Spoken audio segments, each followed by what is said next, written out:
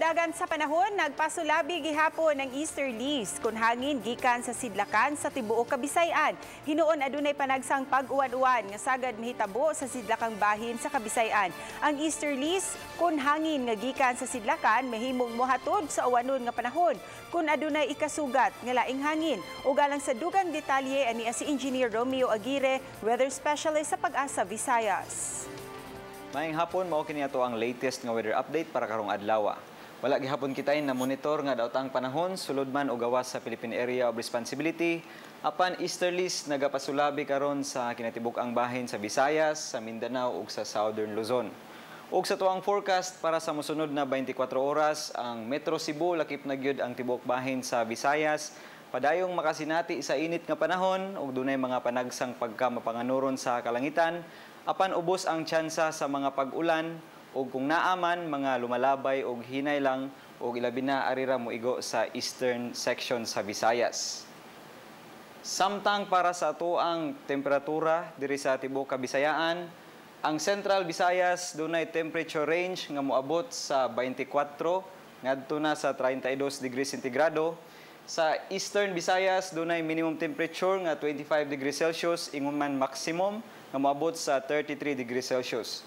Sa Western Visayas, dunay temperature range nga 26 to 32 degrees Celsius. Og sa mga temperatura nga atong naisgutan, sa Central Visayas, doon kitay heat index nga 35 degrees Celsius. Sa Eastern Visayas, moabot sa 36 degrees Celsius. Sa Western Visayas, moabot sa 36 degrees Celsius. Og tungod niini, doon kitay issuance nga extreme caution. Buot pasabot, likaya nato ang dugay nga direct exposure sa sunlight og mainom ta og daghang tubig likay sa mga sakit dala ni ining kainit. Samtang para sa tuang hangin og kadagatan tungod ni ining easterlies, ang eastern section sa Visayas dunay kasarangan ngadto sa panagsang kusog nga hangin gikan sa silangan ngadto sa mihanang silangan ug ang kadagatan kasarangan ngadto sa panagsang pagkabaluron. Diri sa Central ug sa Western Visayas ato ang hangin hinay ngadto sa kasarangan gikan gihapon sa silangan ngadto sa mihanang silangan ug ang kadagatan malinawon ngadto na sa kasarangan ang pagbalud.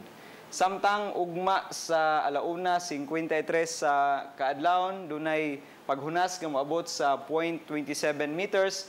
Ingon man ugma sa 5:44 sa hapon dunay pagtaob nga 1.11 meters. Og para sa tuang extended weather outlook para sa Domingo hangtod na sa Martes, ang probinsya sa Sugbo ingon man ang tibuok Central Visayas makasinati gihapon sa init nga panahon ug dunay mga panagsang pagkamapanganuron apan ubos ang mga kahigayunan sa mga pag-ulan. Samtang sa Tacloban City ug nahibiling bahin sa Eastern Visayas, dunay gyapoy init nga panahon inubanan sa mga panagsang pagkamadag-umon sa kalangitan ug dunay mga chance sa isolated nga rain showers ug thunderstorms tungod sa paghuros sa ato ang hangin nga easterlies. Samtang ato ang adlaw mo silang ugma 5:43 sa buntag.